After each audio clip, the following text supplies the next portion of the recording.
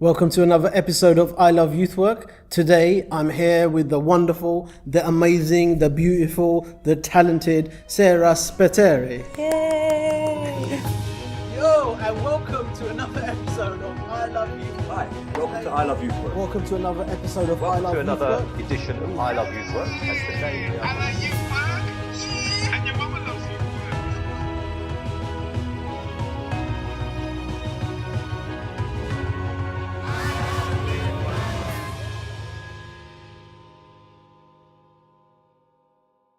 I've been looking forward to this interview all the time that I've been in Malta, and actually since before I came to Malta.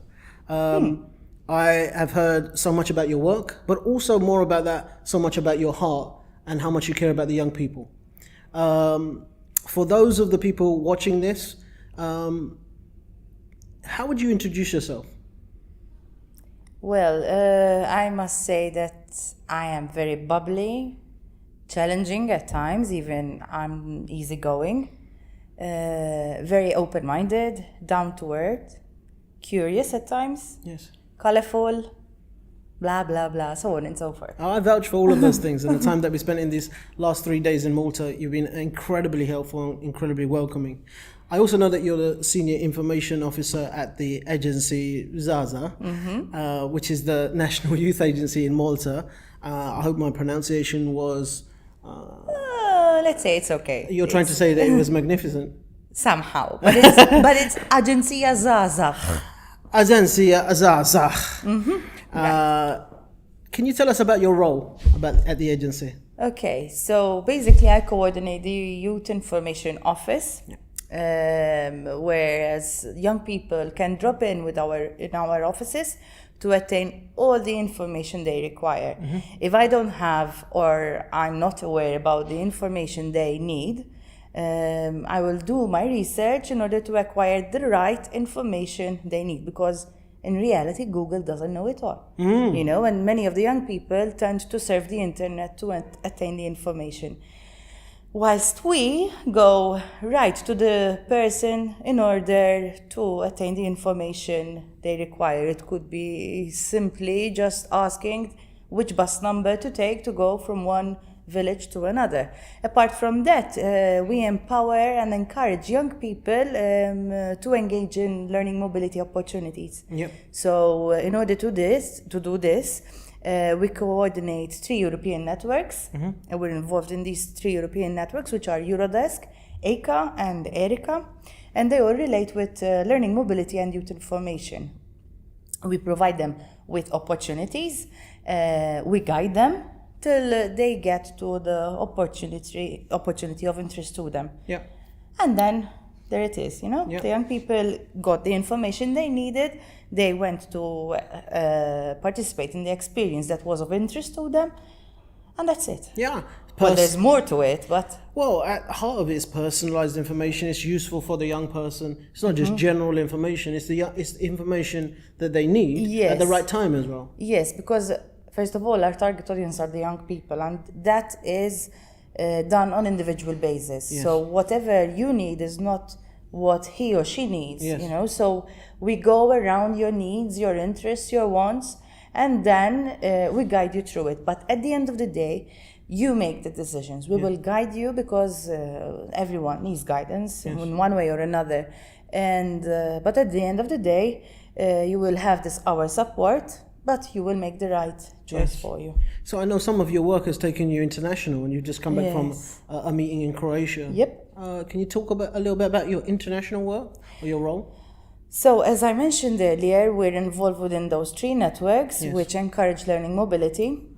Apart from that, we try our best to allow the young people to become active citizens, because it's not just about being part of youth exchange, so on and so forth.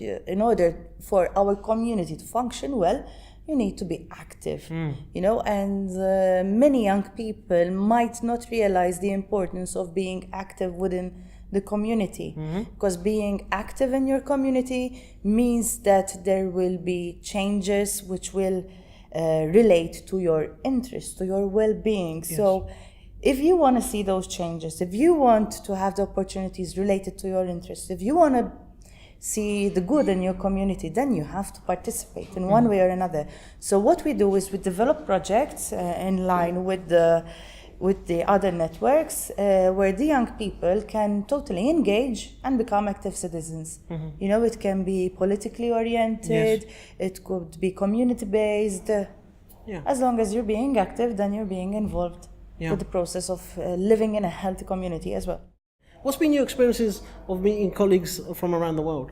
Well, it's very, very interesting when you get to participate in such events because, first of all, you come in touch with the realities in other countries, which I can only see on the telly or read on books. But when it comes to meeting other people, you're getting first-hand experiences, you know, and you get the opportunity to question as well. And I'm the kind of girl who asks why.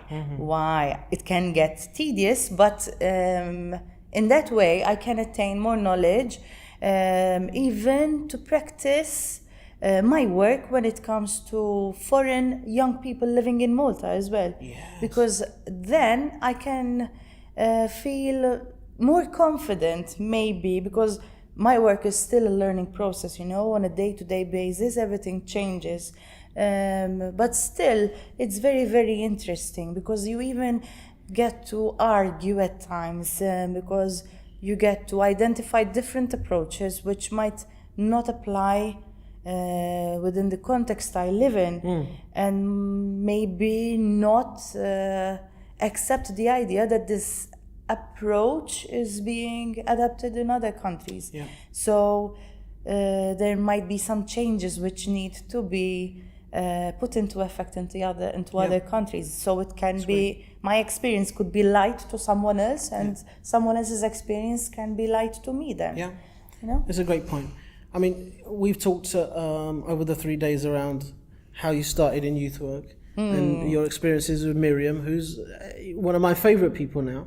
She's mine too as well. Yeah, and how she was, you know, how you got started. What's been your story around Miriam? Because I think that's an interesting story to share. Well, it looks like I cannot avoid Miriam in one way or another because since I was in primary school and she was my science teacher. Amazing. So our first encounter was at my early stages of life, you know. Then as I grew up, she ended up being my lecturer at university, and now she's my boss. Apart from being my boss, she's a good friend of mine as well, someone I look up to because she's very down to earth. She listens a lot, she is a very good observer as well, and she reasons things out really well, you know. And she's the kind of person as well who questions. That's why I like her as well. And she does something with the answers that she gets. Yes, definitely. She's It's not gonna end there. No, there's more progress to what has been said. And so she's already demanded that I and Robin come back. I was going to say that she requested, but she's demanded that we're going to come back. Well, you've got some quite valid reasons to come back. Yes. And for everybody watching, if you haven't experienced Malta, it's an amazing experience. The team here at Agenzija Zghazagh is amazing. And what's been, I know this is a difficult question, what's been some of your favorite moments from your career? Okay, I must say that most probably it was during detached youth work. I mean, my first experience in youth work was in detached youth work services back in India when I was doing voluntary work.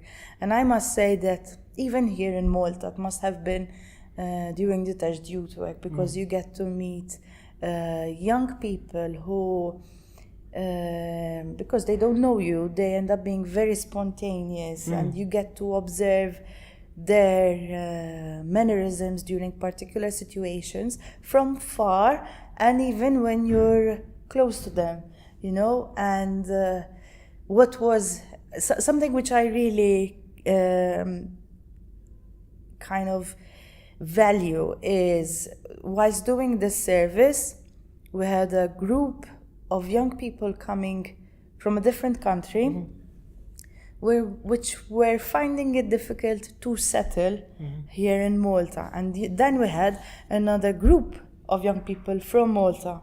But both of them were going to this particular place, but both of them had their own area in the same place, and it was somehow causing a bit of a conflict between them because of all the stereotypes, and what they hear on the news, blah blah, so on and so forth. And by having an open mic session, including music and poetry and rap music and whatnot, we managed to, well, we didn't manage, it happened, it was like magic, Yes. Both groups managed to give birth to a relationship and maintain it. So when all the tension that we were feeling in the beginning was gone in a couple of months, and from having two groups, we ended having one group, one from different countries and one from Malta, and there were no more inhibitions, no more cultural differences, no more expectations from both parties. So that is something, it's a phenomenon for me. Yes. It's an amazing story. Yes. Yeah.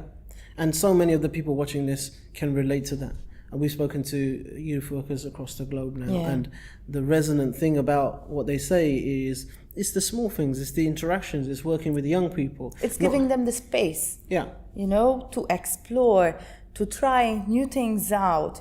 When you're young, you want to see, you want to test, and they are very limited with those spaces, the young people. So we try and create the space in order for them to explore, identify, try things out, question, so on and so forth. Because, if you're not going to have the space to try things out, how are you going to move to the next stage? Are you just going to grow up being a robot and do what the community expects you to do? Are you going to stick to the norms and just put your development at the side? What? The young people need space. Yes.